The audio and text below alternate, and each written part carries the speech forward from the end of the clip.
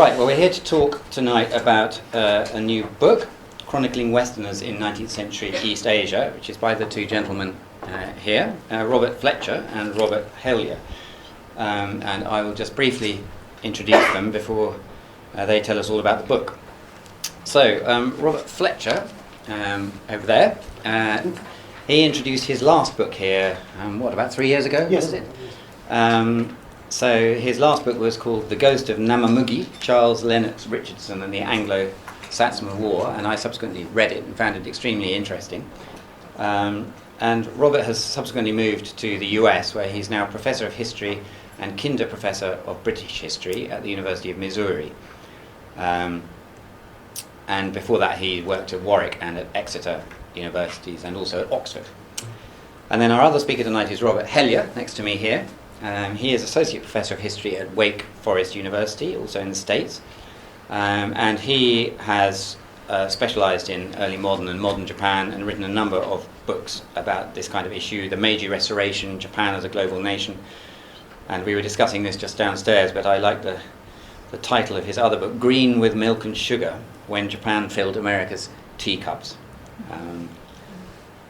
I'm wondering whether to tell them that little anecdote, but I was around at Pret-a-Manger about 3 years ago trying to get a coffee, and I overheard a conversation where somebody asked a green tea, please, and the person behind the counter said black or white, which caused a bit of a double take. And then this person said, well, I'd like a green tea, please. And so then the person behind the counter said, do you want milk with that? So I guess that's exactly what was happening in this book. Anyway, so that's enough from me. Let me pass you over to the two Roberts, who I think are going to do a kind of double act. Sure. Thank you. Thank you, Jason. Thanks very much. And thanks everyone for coming to what I hope is a semi-celebratory moment. This is a project that Robert and I began working on back in 2017 in earnest, and 5 years later is now in the flesh, a real thing. Although I should say, we don't actually have the books here. So you know I'm not trying to sell you anything. There are flyers to take away, which give you an advantageous cost should you decide to buy something. But we are marking the moment that the book has finally been launched. This is a book that is really about the personal connections behind our histories of empire and commerce and globalization. It's about individuals trading. It's about the links between individuals and how tracing those lives can actually get to some of the sort of personal stuff that makes up the big impersonal forces of history, things like nationalism, imperialism, and globalization. So I think it's befitting a book that's mostly about personal connections that we begin with thanks, chiefly with thanks to people for some of those personal connections. So we'll say a bit more about this in a minute, but both of us were independently working on separate merchants, British merchants in the middle of the 19th century, writing our own projects about them. And we were only able to access that material through really the kindness of people who've become, in today's world, the contemporary curators of that material, the successors, the descendants of those people, looking after personal collections of private papers. So I'd like to say initially my enormous thanks to Michael and Marigold Wace, who were the descendants of Charles Richardson, or through the Richardson family anyway, and who had very kindly taken care of that sort of archival collection of letters, which had never been used before, never published before, and I was able to use those to write my volume about Richardson. And you also have a similar debt to someone. Yes, I'd like to first say my thanks to Mrs. Tessa Montgomery, who couldn't be here tonight, but I met her many years ago. We are distant relatives. But she was very kind to share with me the letters that she had kept of William Ault from 1852 to 1864. And so we're also thanks to Robert Vickers, yes, who mentioned at a conference I was at that Rob was working on this project. So we got in touch and were able to convene a conference at the Sainsbury Institute for Japanese Studies in Norwich in 2017, June of 2017, thanks to a grant from this foundation that helped us do that, and also support from the Sainsbury Institute. We were able to bring together the two of us and a range of scholars from around the world. And one of the things that was exciting about that we brought together not just academics, but also people working in museum archives, people working in family history, So this is one of the things that is really exciting and was a pleasure to work on with this book. So, as Robert said, we were working separately on two different merchants in the middle of the 19th century. And very quickly we started to see the connections and similarities between their life stories, and the ways in which their stories were actively connected as well. By tracing some of those connections, we discovered a whole wider cast of other themes that we could write about, but more importantly, we found other themes that other historians were already writing about. And so the volume really was a chance to pull all these different threads together, so that you moved from the study of just these two merchants' lives to getting a sense of the fleshed out world of the treaty ports of the middle of the 19th century. And when we talk about the treaty ports, of course, we're talking about that system, the treaty port system, initiated in China following the First Opium War from 1839 to 42. This is the Treaty of Nanking of 1842, passed and then subsequent other pacts, which allow the Western signatory states to those treaties to establish commercial enclaves in places like Canton, Ningbo, and chiefly, I suppose, Shanghai.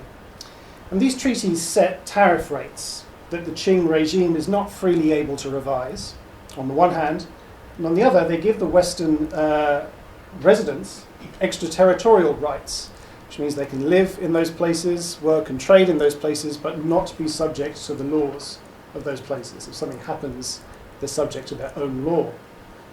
And in 1858, the US diplomat Townsend Harris helps to bring that treaty port regime from China to Japan, with a new series of treaties signed between the Bakufu and the United States, and then emulated by the other Western powers. From 1859, Western merchants are residing in and trading at enclaves established in the ports of Nagasaki, Hakodate, Yokohama, and from 1868 in Kobe. Now, because of the trade that then surges through these treaty port enclaves, historians have focused on the treaty ports as lenses to consider the national, economic, and political trajectories of China, which has treaty ports till 1899, and Japan, and where they remain until 1943. And as both places. What did I say? You said China 1899. Oh, sorry, Japan 1899, China 1943. Now, as both place and process, the treaty port has loomed large in our new global histories of the region and of the great forces that have rocked it, from imperialism and nationalism to capitalism and globalization. Now, these forces can seem quite impersonal at times, and individual lives and trajectories can get pushed from center stage by the drama and consequence of the changes happening around them. What this volume aims to do is put lives back at the center of that story, to reveal the myriad pathways and exchanges that connected East Asia's treaty ports to one another and to sites beyond the region. And ultimately, I hope to act as a timely reminder of the human element that goes into making these isms of history. And there are, I think, two major transformations going on in the 1850s and 60s that form a kind of background to the writing of this book.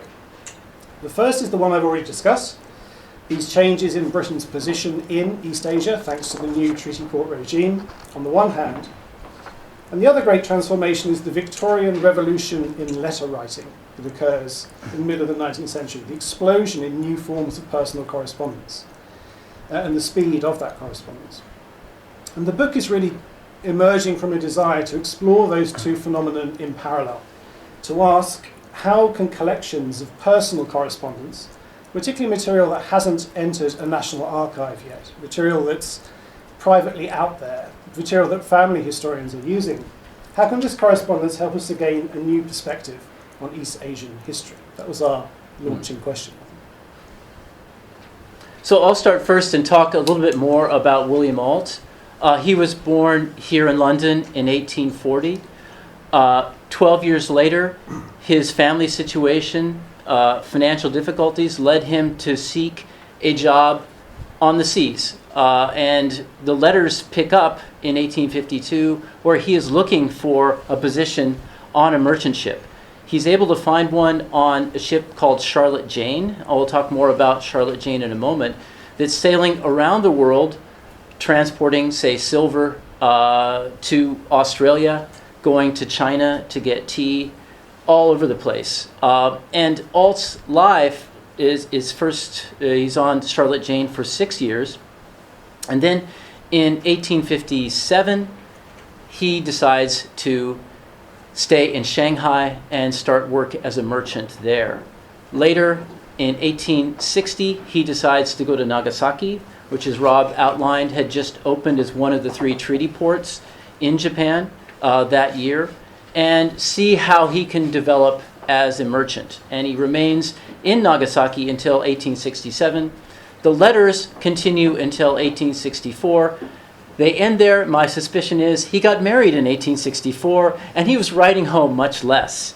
And so we have the letters ending there, unfortunately for us, but I guess more joy in William's life at that moment. I'll certainly talk more about his family as well in a moment. And the figure I was working on was a man called Charles Lennox Richardson. Now, this is the figure that I wrote the last book about. Richardson was born in 1833 in London, and he's best known because of the manner of his death. He dies in extremely violent, gruesome manner in the early 1860s in Yokohama, or just outside Yokohama, at a place called Namamugi. But what I was really working on was his correspondence as a young man, as a merchant in Shanghai. He goes out to Shanghai in 1853. He's one of very few Western merchants operating there at the time, and he produces an extensive personal correspondence home.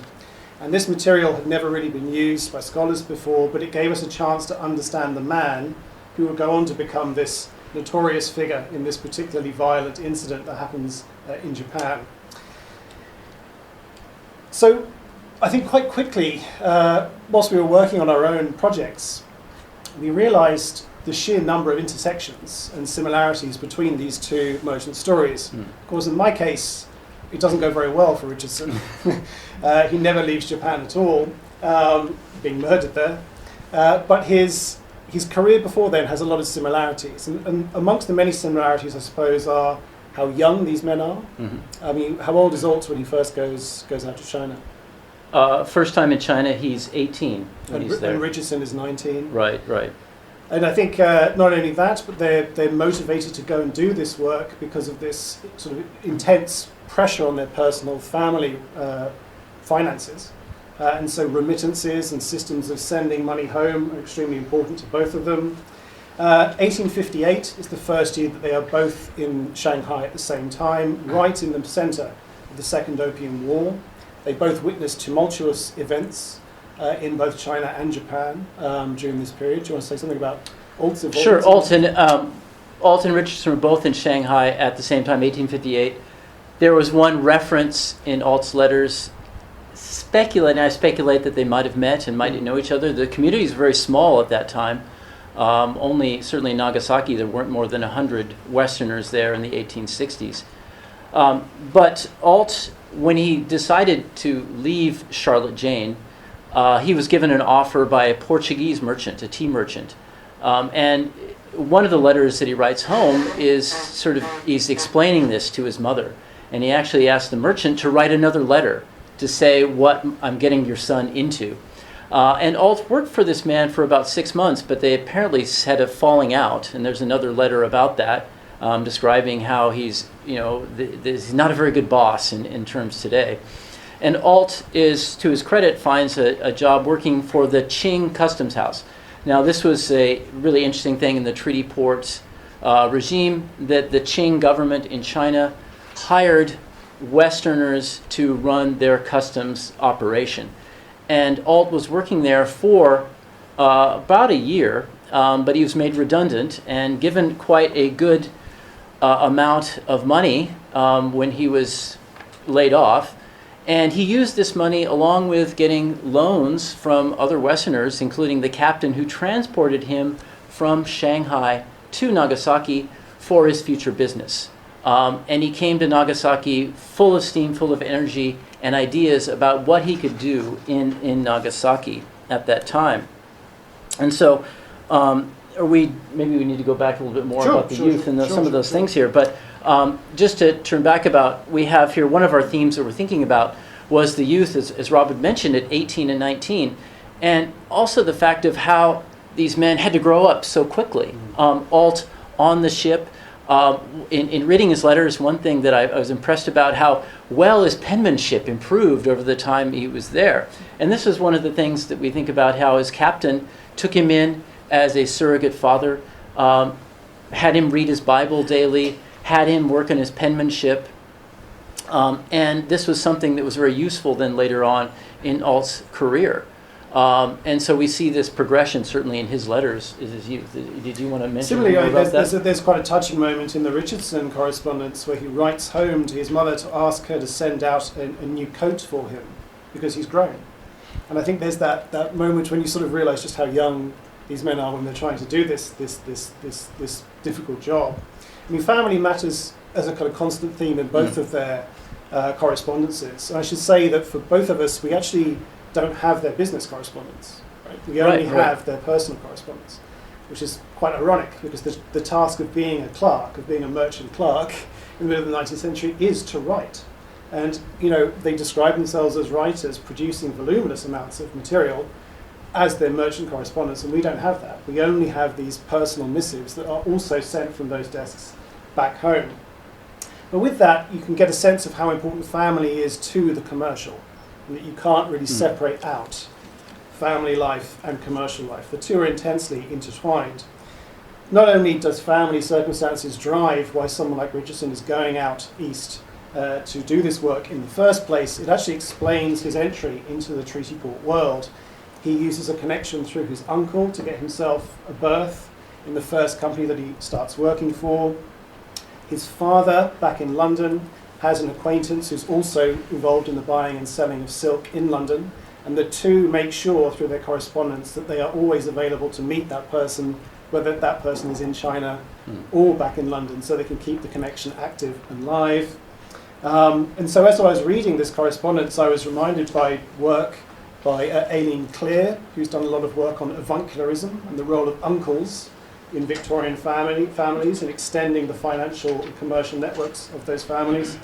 And also Leonor Davidoff's work on intimacy between siblings and how the social and cultural worlds of Victorian siblings are so close, because something that Alt and Richardson both do a great deal is describe sending gifts back for their sisters, purchasing dresses and curios for their sisters, and remitting them home. This is a big part of the personal correspondence alongside their mercantile activity.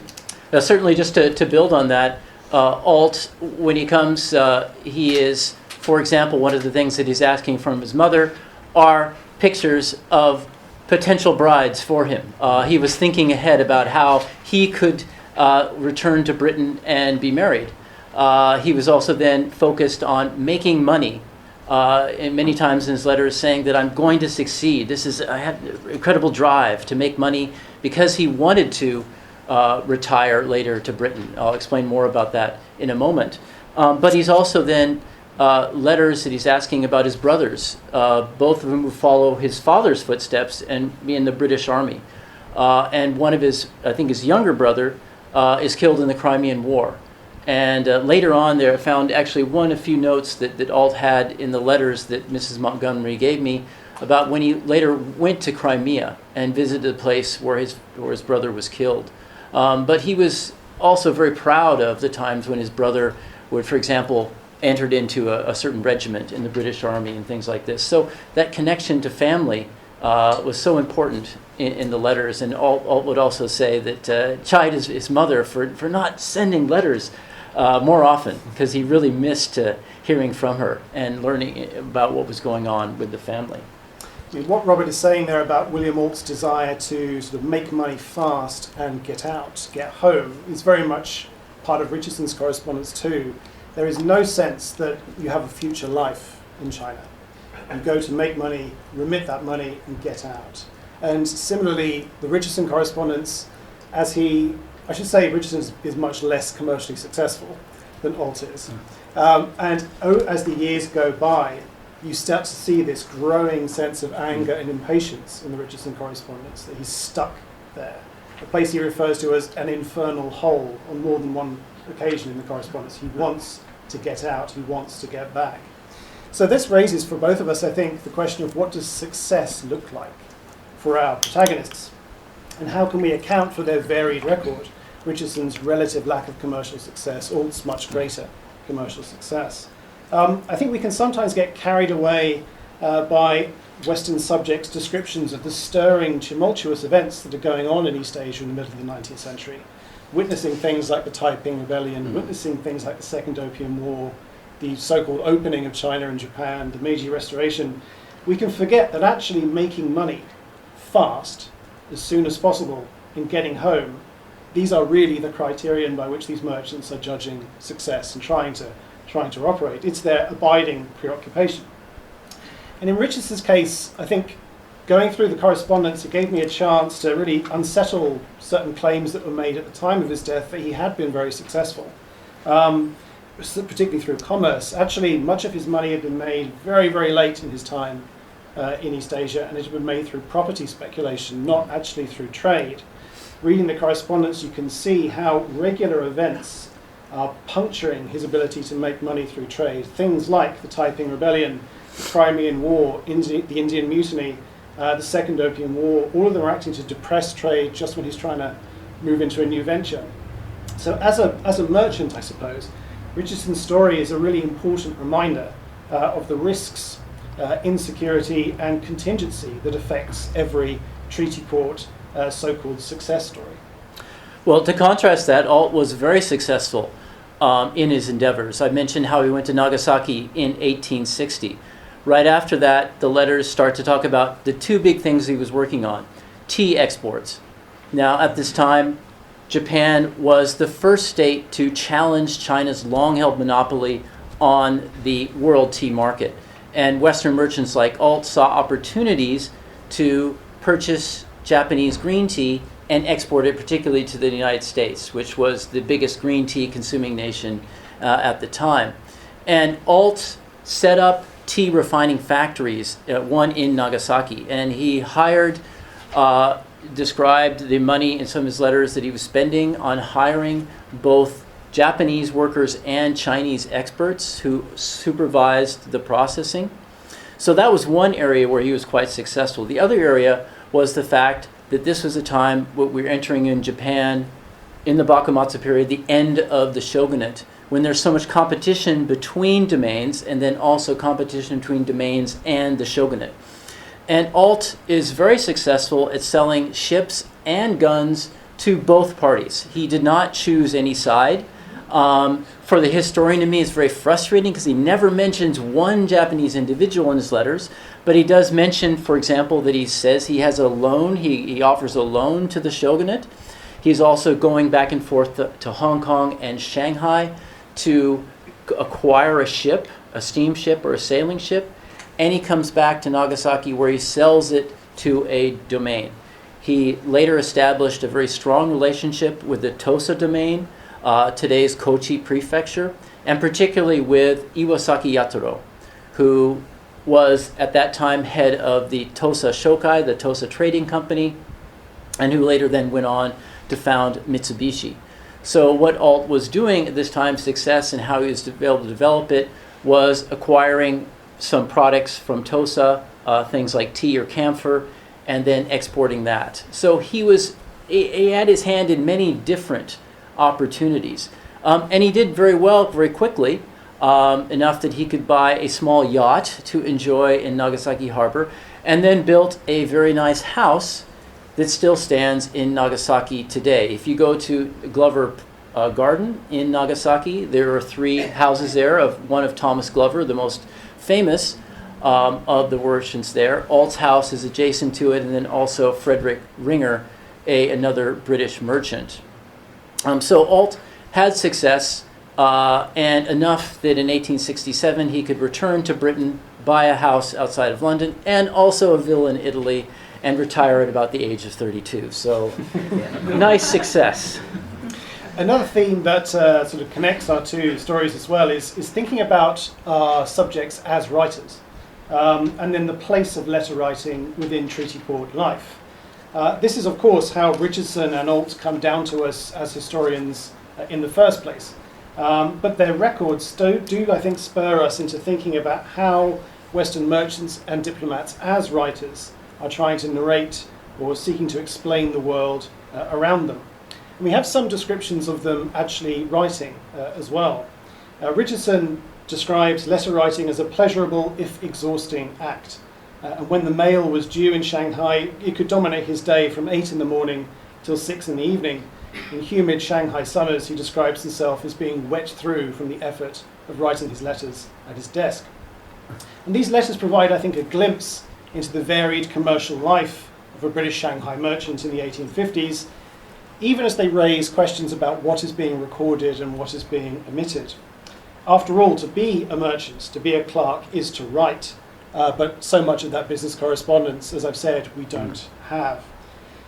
Instead, we only have these private missives from Alton Richardson's company desks that serve to remind us that empire in the treaty ports doesn't merely take the form of shipping or architecture or legislation or encounters, but it also exists in pen and in ink. It exists through the movements of innumerable slips of paper. And just to build on that, Alt would also record, as I mentioned earlier, just a few things about events that were going on. Many times that, for example, that we had in the 1860s, the expulsion movement. Many groups within Japan were proclaiming the importance of expelling all Westerners. And so there were attacks on Westerners, notably on Richardson, his killing. But Alt wrote home, for example, one time to his mother to assure her that things were okay in Nagasaki, that we have more troops here, we've had a British ship here. So he was aware of what she was following in the British papers. And also just to say how important the letter writing was, that Alt wrote once that he was thinking about inviting one of his brothers to come out and be his clerk as his company was expanding quickly. But he realized that wouldn't be a good fit because his brother's penmanship was awful. And so he just, this brother also ended up in the army as well. So I guess an opportunity missed for that brother to maybe work in Nagasaki. That comment about being reassured that the ships and the troops are in the harbour does get to that question about the centrality of power, politics and empire in the story, and what is the place of empire in this story too. Neither Alt nor Richardson have any official title. It's very clear, nor in fact do they work, at least initially, for any of the large famous trading houses. These are both people who are quite humble clerks when they start out, which is part of what I think drew us to be interested in them. But that's not to say that they are completely removed from the processes of instability and political change that are occurring in mid-19th century East Asia. I think it's particularly important for us to recognise that precisely because the men themselves recognise it so seldom. They tend to describe these events, like the Taiping Rebellion, like the Second Opium War even, as if they're sort of deus ex machina events, things that they have no involvement in whatsoever, which is quite curious for a number of reasons. I suppose most obviously Richardson's death shows precisely how questions of power can become involved in the fate of merchants and vice versa. But even in some of his personal interactions whilst alive, there are plenty of examples of political power being wielded in the sort of policing and management of his own domestic affairs. So I think that's another sort of interesting theme that pops up in the correspondence. Certainly is. I mean, that's, for example, the contrast to Thomas Glover, who came to Nagasaki as an agent for Jardine, Matheson and Company. So he had that backing, he had the capital. Alt did not. Alt organized it all on his own, and his successes were all his own in that way. And I think a final theme that sort of spoke to us as we were talking about the two men together is how they can really work as connectors to help us to see a wider world, which, as Hans van der Ven very kindly and I think aptly put it in his foreword to the book, is a world that we don't really have a term for. It's this sort of maritime, littoral East Asia, but with other sites connecting beyond it, which is not a very, very neat term. It's a start. It's a start. Yes, yes. So we're really using Alt and Richardson as connectors to demonstrate, I think, the insufficiency of some of the historical frameworks that have traditionally tended to encapsulate events within national borders. So the volume takes a more expansive East Asian approach by showing how Shanghai, Nagasaki, Yokohama, and other Chinese and Japanese treaty ports were linked in personal, commercial, diplomatic, political, and societal ways. Just to talk very briefly about the personal, this is very clearly the case in Richardson's life. He obviously starts work in Shanghai. There's always a discussion as to whether he was, traditionally the sources say he's about to return home and he's just visiting Japan as a sort of holiday before he does when he's killed. But actually a close reading of the personal correspondence shows that there's good evidence that he's looking to set up an operation there as well, as indeed so many had before him. One of the companies he works with initially in Shanghai is the Mackenzie Brothers and Company. They move over and set up operations in Yokohama. William Gregson Aspinall, another figure that Richardson has worked for as a young clerk, starts off in Shanghai and then goes on to found Aspinall Corns and Company in Kobe. Shanghai routinely provided the capital, expertise and shipping for a lot of the exploratory trades setting up in Japan as it opens. And of course news networks and personal and troop circulations also routinely connect these two different parts of the East Asian Treaty Port network.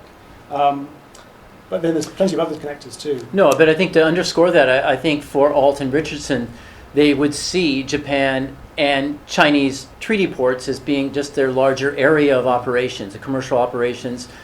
They know people in all these ports and are working with them and thinking about commercial opportunities, how they might trade within Japan, say with Yokohama and with Nagasaki, or Nagasaki with Shanghai, or with Hong Kong as well. So. Yes, and then what we were trying to do with this map as well is to sort of show the principal locations in the book and how they weave in and out of those, particularly those, it's the Shanghai-Yokohama kind of axis, but it's sort of Shanghai-Yokohama plus. There's plenty of other sites that are routinely being connected in and out, and some as well that we haven't included on the map. And I think for Richardson in particular, the West Indies is a very important site in the family's history. It's there that his father had initially worked for Ellis Kinnear and Company, and as the fortunes of the West Indies trades really collapse in the 1840s and 50s, partly due to the abolition of slavery. The family's fortunes decline, and this East Asia connection becomes so much more important. In fact, there's a good case to say that Richardson only ends up going to China at all, and of course ultimately dying in Japan at all, because those West Indian assets have so clearly declined in the last 20 years, the family needs the revenue. So it's ways in which the region's fate and history is tied into wider networks and stories. Right.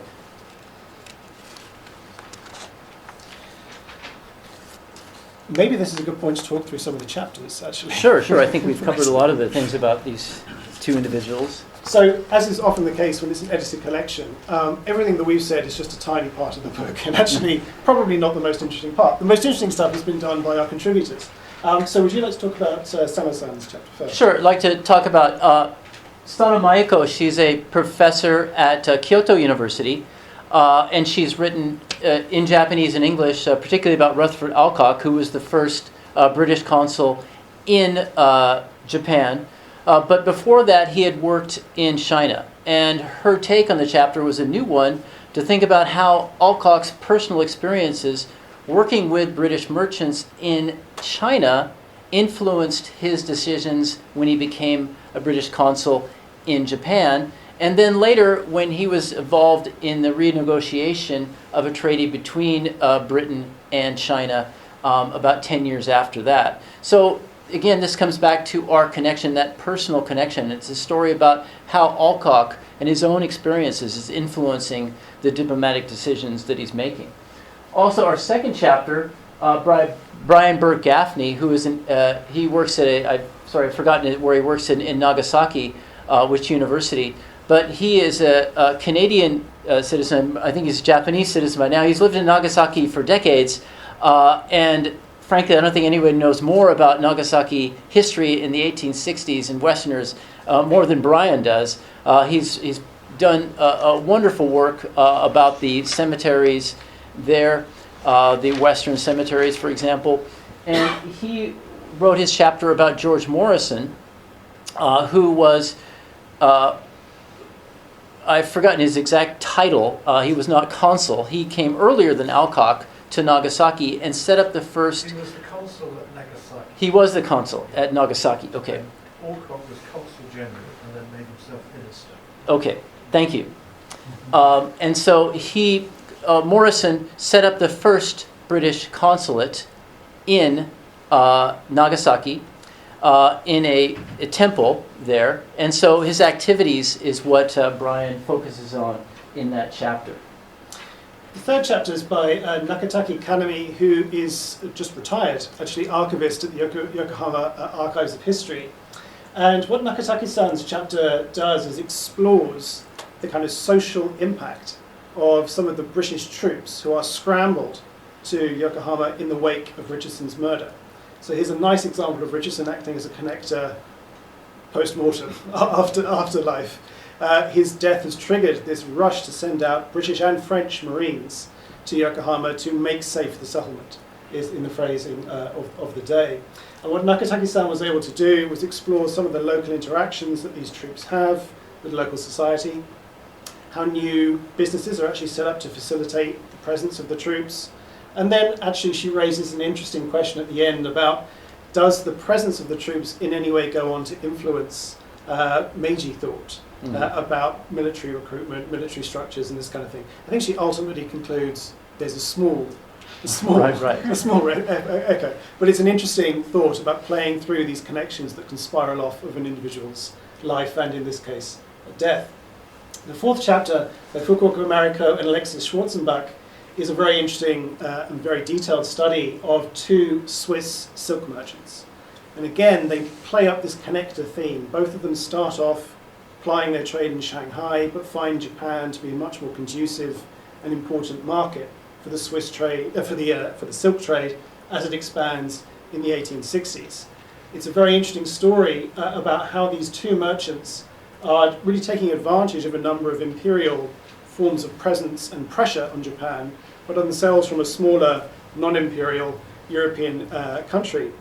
And in a way, it's helping us to get at how lesser-known figures and indeed the lesser-known sources that they leave behind can help us to see East Asian foreign trade and diplomacy in the late 19th century in a slightly different way. The fifth chapter is by Bobby Tan. Bobby's a PhD student at the University of Warwick. And what Bobby was looking at here is how mercantile communities slowly reconcile themselves to being buried in Hong Kong. And that initially, it's the last thing a merchant wants to do is sort of settle down and make a life for yourself in Hong Kong. It's this similar story of wanting to get in and get out as soon as possible. In the 1840s and 50s, the cemetery is composed entirely of sailors and soldiers who really, or people who have an unfortunate accident, essentially. But then Bobby goes on to look at how the cemeteries themselves become reimagined as sites that you can display your wealth as a merchant. And then also how Chinese merchants, too, start to re-engage and change how they think about cemetery space. So there's a kind of dialogue between wealthy Western merchants and wealthy Chinese merchants and how they try and present their story. It's that narrating success theme through graves and through commemoration at the end of their life. Well, I'll introduce the sixth chapter, and is very pleased to have this edition. Annette Bainbridge, she's a scholar in New Zealand, and we've talked about the lives of people, but we had here the opportunity to talk about the life of a ship. And Charlotte Jane built in a British yard in the 1850s. Of course, I mentioned about how William Ault was a crewman on the ship for about 6 years, so Annette was able to access those letters. And also the fact that Charlotte Jane is very well known in Christchurch, where she is from, as, and this is the title of the chapter, National Symbol, as being one of the first ships who brought colonists to the Canterbury colony. Oh, thank you. I won't touch it. And about how that this was, I remember visiting Christchurch, and even many people that I meet would know about Charlotte Jane. It was very, very common local knowledge. But she pointed out about how there were already colonists there. So there's a lot of lore about this. But she traced the ship's life to its other activities. That I think it was also transporting silver and other products around the globe, as I mentioned.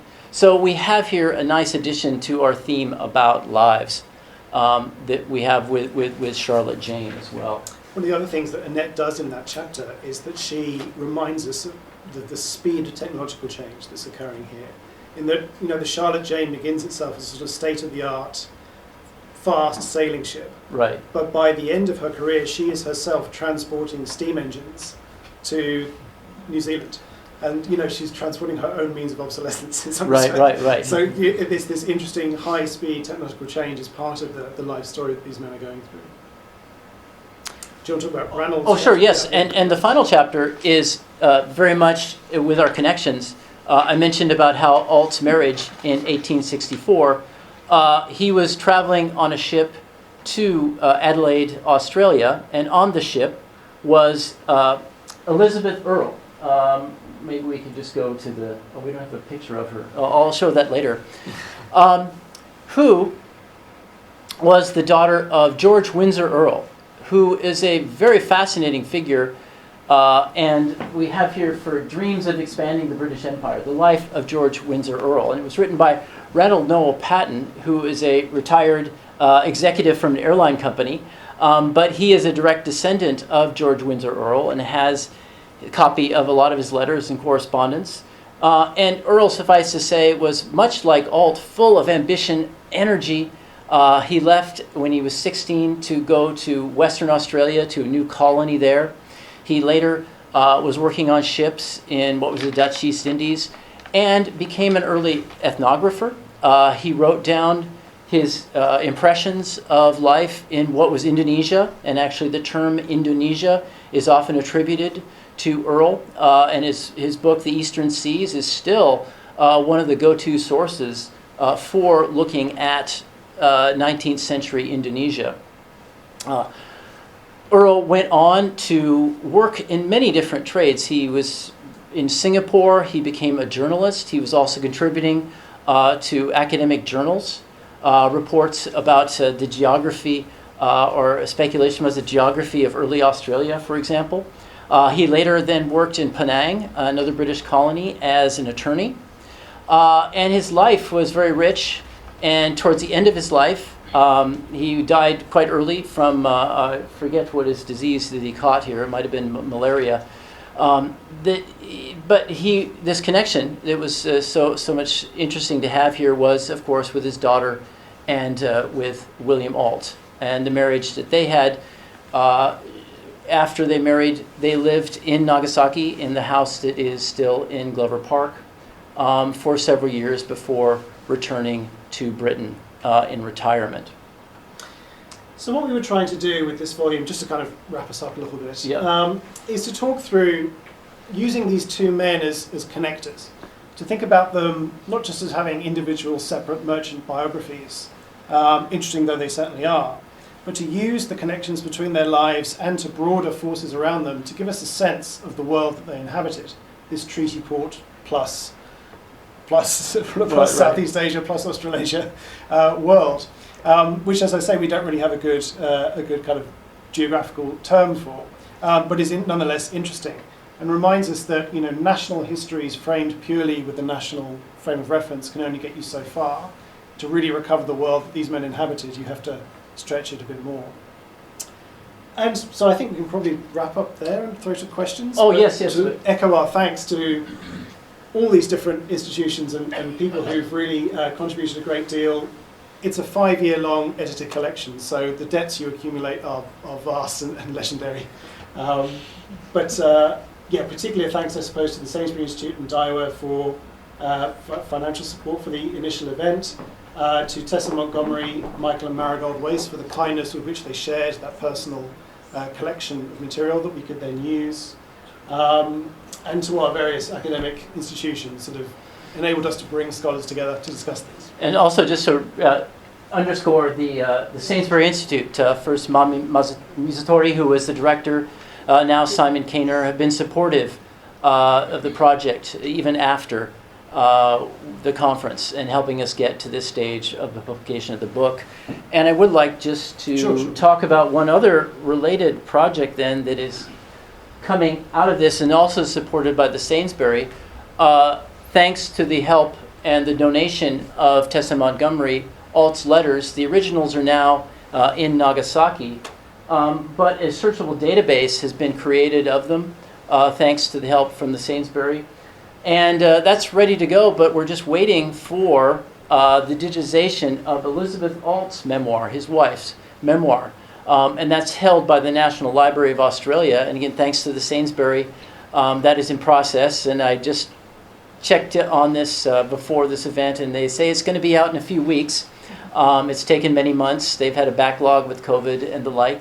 But we will have on the Sainsbury both a link to the digitized version of Elizabeth Alt's memoirs and then the Alt letters. So I hope that future researchers can use both of them to learn more about life in not only 1860s Japan, but then also in other parts of Southeast Asia. So again, thanks to everyone that was involved for helping us get to this stage. So, Okay.